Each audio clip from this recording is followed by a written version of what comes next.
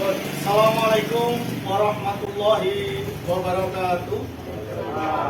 Saya atas nama pemerintah Desa Pronojiwo mengucapkan terima kasih yang sebesar-besarnya kepada keluarga besar Malang Care bersama MDS dari Malang, yang mana pada hari ini telah memberikan instalasi lengkap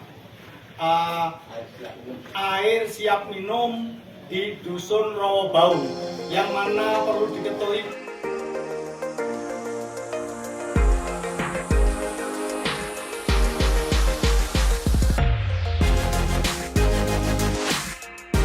Shalom, kita bersyukur kita berjumpa lagi dalam Fokus Kristovirus. Bagaimana kabar para sahabat Fokus Kristovirus?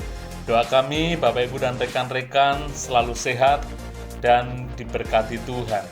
Mengingat hari-hari ini pandemi belum berakhir, satu hal yang menjadi keistimewaan bagi kita kalau kita sehat dan dalam pemeliharaan Tuhan.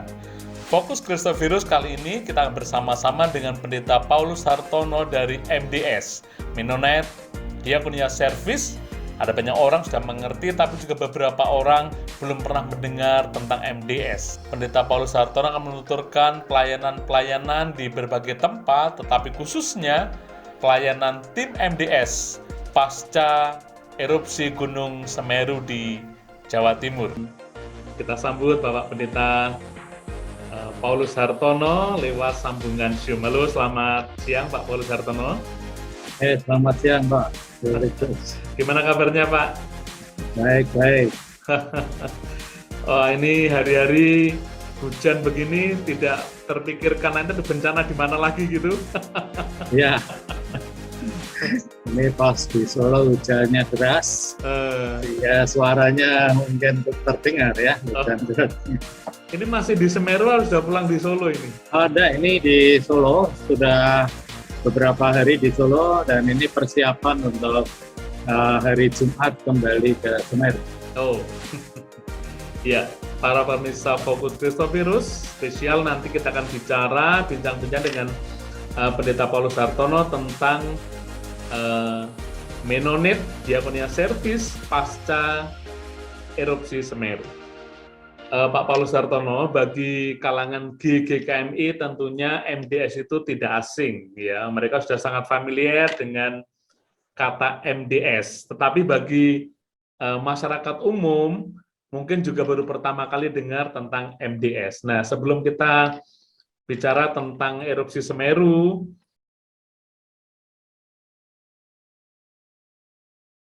secara singkat Pak Paulus Hartono bisa sampaikan tentang MDS. Ya Pak, selamat sore. Jadi MDS adalah singkatan dari Menonet Diakonia Service dan ini sudah berjalan hampir 15 tahun. 15 tahun ya. Berbagian dalam pelayanan diakonia di bumi Nusantara ini. Dan MDS ini merupakan lembaga diakonia dari Sinode GKMI.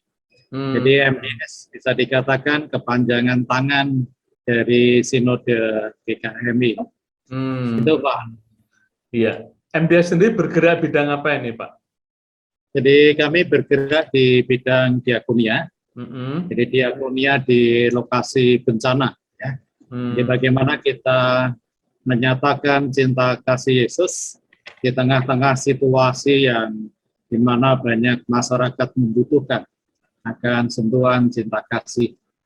Nah, di situ biasanya kami melakukan pendampingan kepada masyarakat yang terdampak di lokasi bencana. Wah, jadi hidup Pak Paulus ini ada di daerah-daerah bencana terus nih ya? Ya Pak, bisa dikatakan pendeta bencana ya. Ada yang bertanya, Pak Paulus kalau tidak ada bencana apa kerjaannya gitu. Saya katakan kalau tidak ada bencana membuat bencana. Ya, dulu kami mendengar MDS begitu gigih berjuang di tsunami Aceh ya. Betul, kami mulai dari tsunami Aceh, kemudian Nias, Mentawai, ya sampai Wasior, kemudian Padang dan berbagai tempat lainnya, termasuk Papua. Oh, sampai Papua juga ya? Papua kami 7 tahun. Jadi yang kedua, di samping menyatakan kasih Yesus di lokasi bencana, MDS berdiakonia dalam perdamaian. Yang ketiga, MDS bergerak di diakonia dan lingkungan, jadi gereja dan kepedulian terhadap lingkungan dan pengembangan masyarakat ya, di community development. Itu 3 hal yang digeluti MDS selama ini. Pak Paulus Hartono, secara khusus kita akan mendengar kesaksian MDS tentang membantu para pengungsi Semeru. Nah, tentunya banyak cerita-cerita yang mendebarkan dan juga cerita-cerita yang memilukan. Tapi sebelum itu, kita akan melihat dulu sebenarnya ada apa di Semeru yang kita dengar selama ini. Kita saksikan klip berikut ini. Allahu Akbar, Allahu Akbar, Allahu Akbar, ya Allah, la haula wala quwata illa billah.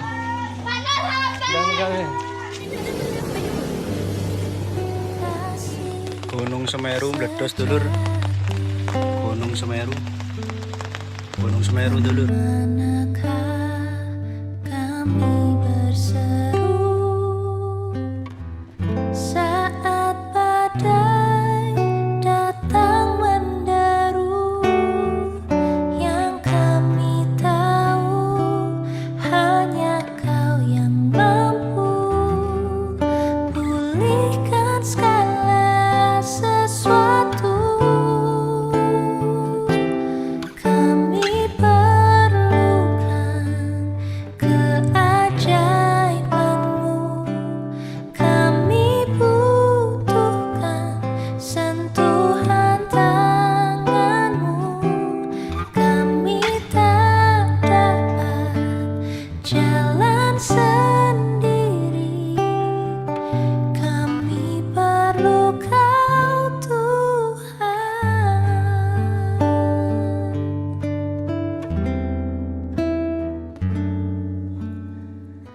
Kemanakah kami mencari kasih sejati? Kemanakah kami berseru saat badai datang menderu, yang kami tahu hanya Kau yang mampu pulihkan segala sesuatu. Kami perlukan keajaiban-Mu, kami butuhkan sentuhan tangan-Mu, kami tak dapat jalan sendiri, kami perlu Kau Tuhan.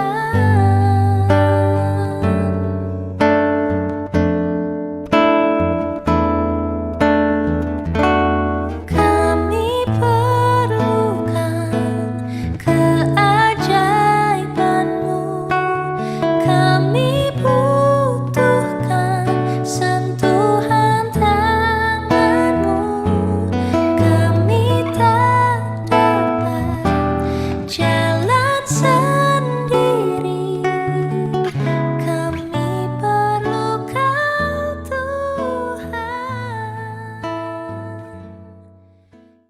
Melihat begitu hebatnya erupsi Semeru, wah ini penanganannya pasti harus serius ya Pak Paulus Hartono. Nah, apa yang dilakukan MDS di sana dengan tim-tim kerjanya dan apa saja itu bisa dikisahkan, mari Pak Paulus.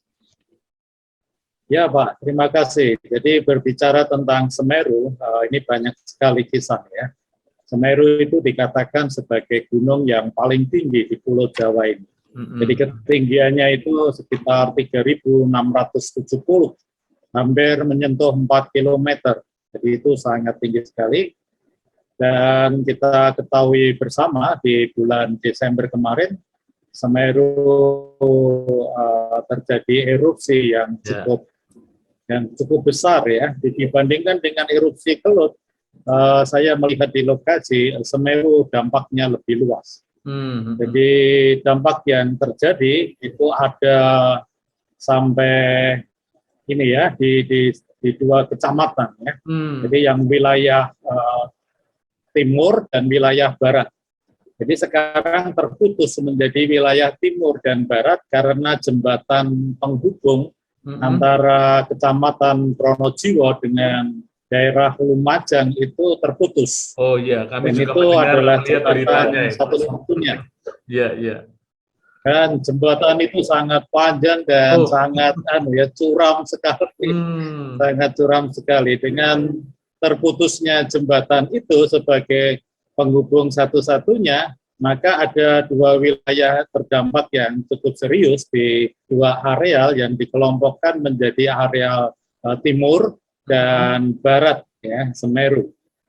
Nah, untuk saat ini kami berfokus di wilayah barat, karena kalau di 2 wilayah itu berarti harus memutar jalannya.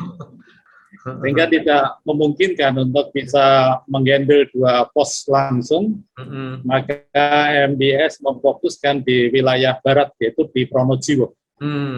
Itu Kecamatan Pronojiwo ada 3 desa ya yang terdampak. Yang pertama adalah Desa Sumberurip, yang kedua Desa Ororombo, dan yang ketiga adalah Desa Supeturan. Nah, di 3 desa ini ada dusun-dusun yang ada ya. Dan di 3 desa ini dikelompokkan menjadi ring 1, ring 2, dan ring 3. Jadi biasa kalau penanganan bencana erupsi gunung berapi, itu biasanya ada ring 1 adalah ring yang betul-betul ditutup, tidak boleh di masyarakat maupun lembaga bantuan. Ring 2 adalah ring yang diwaspadai terus-menerus, dan ring 3 ini yang bisa dikatakan sebagai ring yang aman. Aman ya. Nah, itulah gambaran di situ itu. Ya ini Pak, desanya ini betul-betul tenggelam. Tenggelam dengan debu vulkanik ya. Jadi nampaknya sudah tidak memungkinkan lagi untuk ditempati atau dihuni oleh penduduk. Penduduknya kemungkinan direlokasi, Pak ya? Atau kembali ke situ nanti? Nah, itu yang masih menunggu kebijakan dari pemerintah. Karena untuk relokasi penduduk itu bukan pekerjaan yang gampang ya. Banyak faktor mengikuti.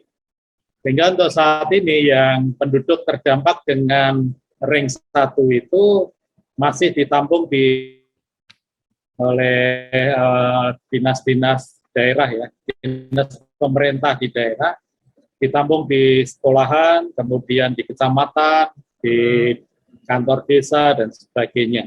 Dan pemerintah masih memikirkan untuk area relokasi. Sehingga untuk saat ini yang bisa kami bantu adalah masyarakat yang ada di ring 2. Ring 2 di 3 desa yang saya. Tapi mereka masih ada di rumah-rumahnya sendiri itu berarti Pak ya? Betul, yang di ring 2 ini setelah tanggap darurat 1 bulan yang ditetapkan oleh pemerintah melalui BPBD, sekarang tanggap darurat itu sudah dicabut dari bulan Januari bulan ini ya, sekitar tanggal-tanggal 4 itu sudah dicabut. Dengan demikian mereka diperbolehkan untuk kembali ke rumahnya di ring 2 itu. Ya, nah, pada waktu itulah maka MDS melakukan kerja untuk pendampingan kepada mereka. Kalau melihat bencana yang begitu luas seperti itu, saya berpikir mau dari mana gitu Pak membantunya itu. Ya dampaknya begitu luas dan harus memprioritaskan ya tentunya. Jadi di tanggap bencana kita mengenal 3 masa ya. Masa bantuan itu yang pertama tanggap darurat, yang kedua itu recovery, dan yang ketiga rekonstruksi. Nah, pada waktu tanggap darurat, maka yang pertama kita lakukan adalah bersama-sama memberi bantuan di posko kebersamaan. Ya. Dari berbagai lembaga itu kita bersama-sama untuk mencukupi kebutuhan pangan dan kebutuhan air minum serta tenda darurat. Nah, itu ditempatkan di posko GKJW Pronojiwo. Jadi MDS Sinode GKMI kita bekerja sama dengan sinode dari GKJW, Gereja Kristen Jawi Wetan, ya, yang ada di sana. Iya. Lalu apa yang dilakukan selanjutnya, Pak? Kalau kita hanya datang membantu kasih makan begitu, itu tentunya kan bantuan yang sifatnya seperti insidental saja. Dan juga sudah ada lembaga-lembaga maupun juga seperti pemerintah, ada Tagana, ada macam-macam, itu juga membantu hal yang sama. Mungkin ada spesifik gerakan apa dari MDS begitu, Pak? Jadi pada waktu tanggap darurat itu memang terjadi euforia bantuan. Ya. Biasanya bantuan berlebih-lebih terkait dengan logistik. Nah, di masa ini biasanya MDS menahan diri, Pak. Kami menyimpan sumber dana dan juga sumber daya. Dan biasanya di posko bersama MDS bersifat membantu dan mendukung di dapur umum untuk bersama-sama dengan teman-teman dari GKJW dan lembaga lain dalam penyaluran makanan siap saji. Kemudian MDS biasanya menyusun satu tim keluyuran, ya, kami sebut tim keluyuran. Ini anggotanya anak-anak muda yang suka keluyuran dan suka off-road, ya. Ya, jadi tim ini yang menelusur ke pelosok-pelosok itu untuk mencari areal-areal yang belum tercukupi bantuan pangan dan minumnya. Wah, itu seperti pengintai saja itu, ya. Betul, ya betul. Dan biasanya tim ini yang memberi laporan ke posko pusat bersama itu untuk mulai langsung didistribusikan bantuan supaya merata, ya, supaya bantuan jangan menumpuk di satu titik. Nah, biasanya setelah itu MDS memiliki posko tersendiri dan kami juga punya posko di Pronojiwo. Jadi karena kami terhubung dengan jemaat dari GKJW ini, akhirnya ada salah satu jemaat yang terbeban, jadi mempersilahkan rumahnya, halamannya dipakai untuk para relawan dari MDS. MDS mendatangkan relawan dari teman-teman jaringan dari Perkantas, dari Saat, kemudian dari KMI sendiri, ya. Nah, saya berharap dari Christophirus juga mengutus, Pak. Saya mau jadi relawan tuh, Pak. Mengutus relawannya. Boleh, Pak, boleh, nanti sekali waktu saya bergabung dengan MDS. Dipersilahkan, ya. Kami sangat terbuka. Karena MDS punya tenda yang lebarnya itu 5 kali 12 meter. Jadi untuk menampung, untuk menampung 50 relawan bisa itu masuk tidur di sana. Nah, biasanya relawan kami yang sudah berusia itu dia membantu di dapur umum, Pak. Karena hampir satu hari itu menyajikan makanan siap saji kurang lebih 3.000 dus. Wah, itu cukup sibuk sekali. Itu. Ya, jadi relawan yang suka mengupas bawang merah, bawang putih, cabai, mengupas kentang, wortel, itu sangat dibutuhkan karena hampir satu hari mendistribusikan 3.000 nasi bungkus. Dan jemaat GKJW ya sangat giat sekali, mereka kerja pagi, siang, malam ya untuk di dapur umum itu. Ini ada para pemirsa Fokus Christophirus kalau sedang melihat terus, waduh, aku juga tergerak nih mau jadi relawan begitu, gimana caranya nih, Pak? Bisa menghubungi MDS, nanti MDS akan mengatur teknis untuk keberangkatan, lalu penjemputan, dan setelah sampai di posko, nanti MDS mesti akan memberi briefing, ya. Apa yang perlu diketahui, apa yang perlu dipahami. Kalau mau jadi relawan, syaratnya apa aja nih? Yang pertama, dia sudah vaksin 2 kali. Oh iya. Karena ini kan masa COVID ya. Sudah vaksin 2 kali.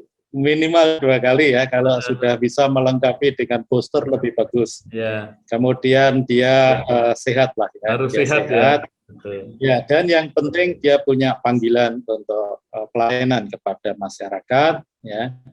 Kemudian dia menerapkan protokol kesehatan Ya. dan pasti kami akan terima itu. Pasti akan. Ya, selain menyiapkan makanan, juga apa ini kegiatan-kegiatan di dapur umum, hal spesifik apa yang dikerjakan MDS nih Pak di sana? Jadi di dalam emergency response itu ada 4 bagian penting ya. Semuanya adalah darurat dan pokok. Yang pertama adalah air bersih, sanitasi, dan air minum.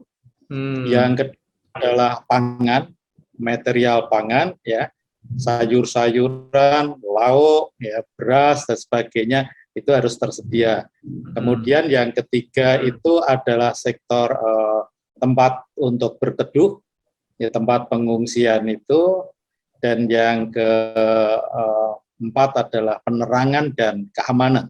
Nah, itu empat sektor ini harus bisa tercukupi, dan biasanya kan banyak lembaga yang saling menunjang untuk memenuhi itu, termasuk di sektor keamanan itu biasanya kepolisian ya itu sudah sangat sigap sekali. Nah, untuk tempat perlindungan itu biasanya tempat-tempat seperti sekolah ya, musala, gereja itu menjadi tempat untuk pengungsian. Nah, di masa ini biasanya MDS itu bergerak fokus di air minum, Pak. Di air minum kami melakukan survei lokasi, dan kami targetkan di wilayah Semeru bagian barat ini adalah 10 titik lokasi untuk bantuan air minum yang berkelanjutan. Ya, tadi bicara tentang menyediakan sumber air berkesinambungan, itu apa? Ya. Membuatkan sumur atau bagaimana itu Pak prosesnya itu? Tidak, jadi begini. Biasanya di emergency ini MDS memfokuskan diri untuk bantuan air minum yang berkelanjutan ya. Jadi air minum yang berkelanjutan ini artinya di lokasi wilayah terdampak kami melakukan suatu survei di lokasi itu. Misalnya kami mentargetkan 10 titik lokasi, maka staf kami akan melakukan survei yang memenuhi persyaratan baik dalam arti pemeliharaan, kemudian fungsi, efektivitas, dan sebagainya. Nah, setelah menemukan titik-titik itu, biasanya memenuhi persyaratan yang pertama harus ada sumber air bakunya. Terus kemudian ada aliran listriknya, dan yang ketiga itu di wilayah yang terdampak, ya, dan yang supaya fungsional. Kemudian yang keempat ada yang bertanggung jawab. Nah, kami bekerja sama dengan masjid, dengan gereja, dengan musola, ya, dengan kantor kepala desa dan sebagainya, atau RT RW seperti itu. Sehingga ke depan akan ada pemeliharaan. Jadi selama pemasangan itu biasanya MDS melatih orang lokal untuk melakukan pemasangan ya, supaya mereka paham untuk pemeliharaan. Dan biasanya lagi itu kami atasnamakan gereja yang kami dukung. Misalnya di situ wilayah itu ada GKJW, ya. Kami namakan ini bantuan dari saudara-saudara dari jemaat GKJW. Jadi nanti Bapak Ibu, Pak Ustadz, ya, Pak pengurus masjid, kalau ada kerusakan hubungi Ibu Pendeta. Saya kasih nomor Ibu Pendeta ya. Bukan untuk membuat Ibu Pendeta pusing ya. Tapi tujuannya supaya mereka membiasakan ada komunikasi dengan gereja. Itu modelnya filter air atau tampungan air atau apa itu, Pak? Jadi di samping untuk aspek perdamaian ya. Jadi Ibu Pendeta itu kami sudah beri penjelasan, dan ada satu jemaat yang kami latih secara teknis, sehingga ada kerusakan itu bukan Bu Pendeta yang dandani, tetapi jemaat. Oh iya, iya. Itu sangat penting itu. Betul. Jadi ini untuk menghubungkan antara musola, masjid dengan gereja.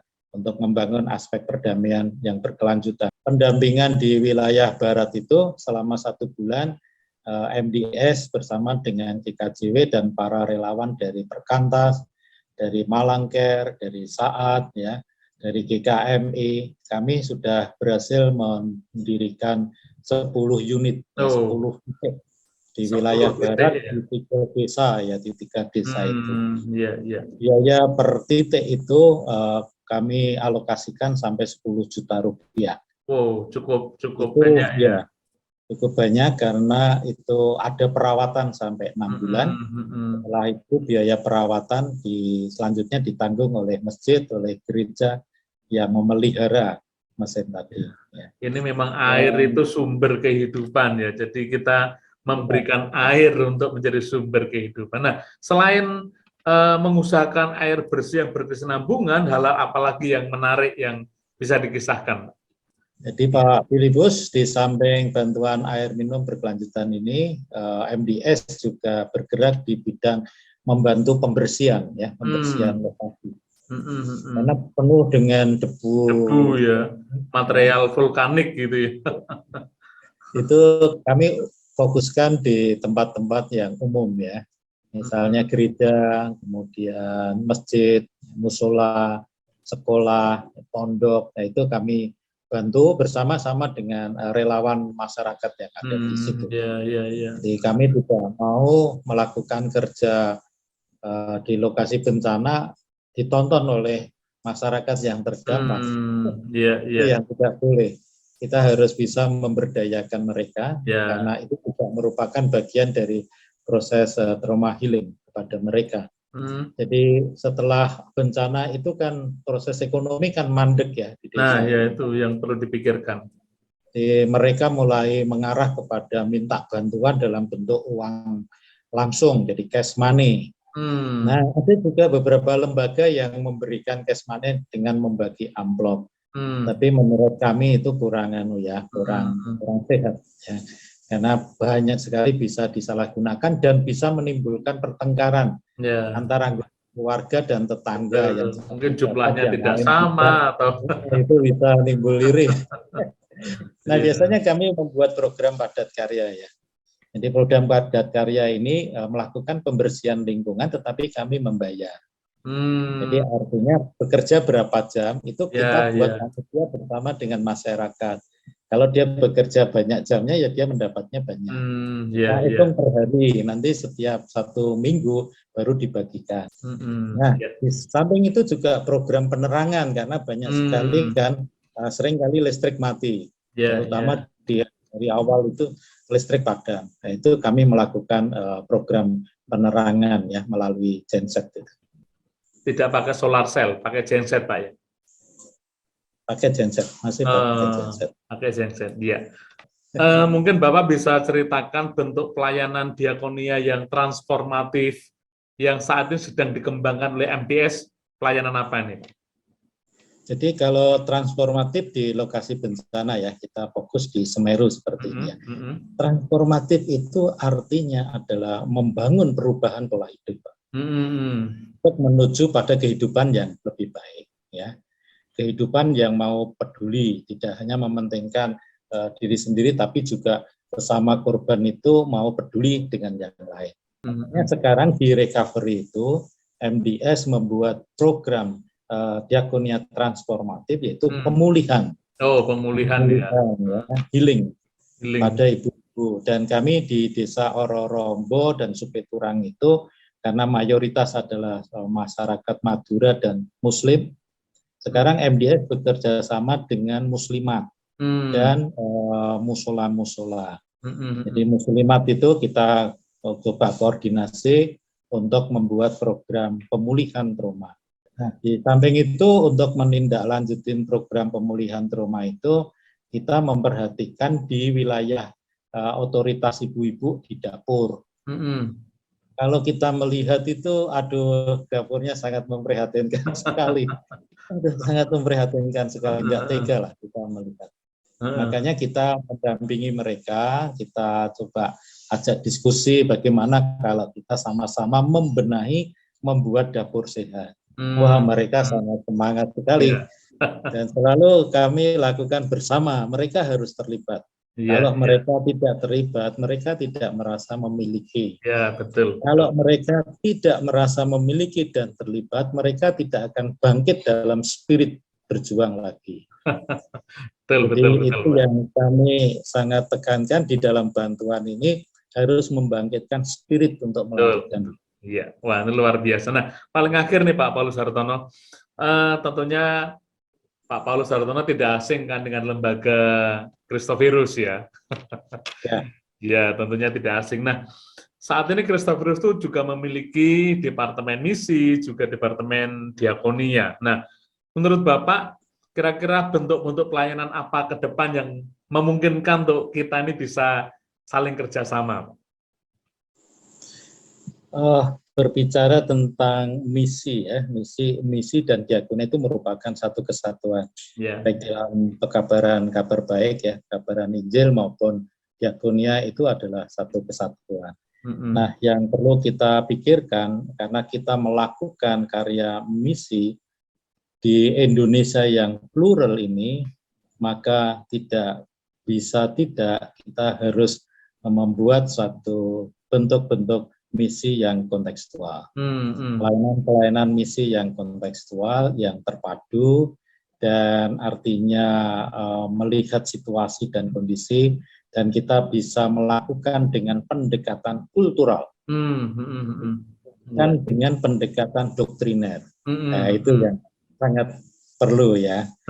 Nah, MDS sangat berharap sekali bisa bersama dengan Christophirus untuk menyampaikan kabar baik secara kontekstual dengan pendekatan kultural. Christophirus yang saya tahu Pak, dia punya resource yang besar juga ya, punya fasilitas-fasilitas yang menunjang juga sangat luar biasa. Media juga luar biasa ya.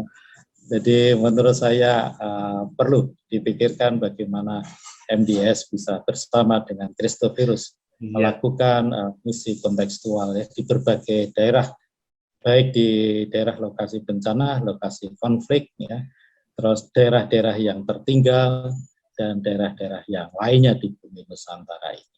Ya, itu menjadi PR kita bersama nih Pak berarti. Ya, terima kasih Pak Paulus Hartono menyediakan waktu untuk kita bisa saling belajar dan juga Bapak bisa berbagi pengalaman-pengalaman. Kita berdoa supaya tidak ada bencana, Pak. Tapi juga kita berdoa supaya juga saat ada bencana, ada relawan-relawan juga seperti Pak Paulus Hartono, MDS, dan juga lembaga-lembaga yang lain yang memberikan dirinya untuk menolong, begitu ya. Berbagai pengalaman telah dikisahkan kepada kita, para sahabat Fokus Christophirus, pelayanan Pendeta Paulus Hartono dan tim MDS. Kita bersyukur ada orang-orang yang dikaruniai hati yang luar biasa. Ada orang-orang yang terbeban untuk menolong sesamanya.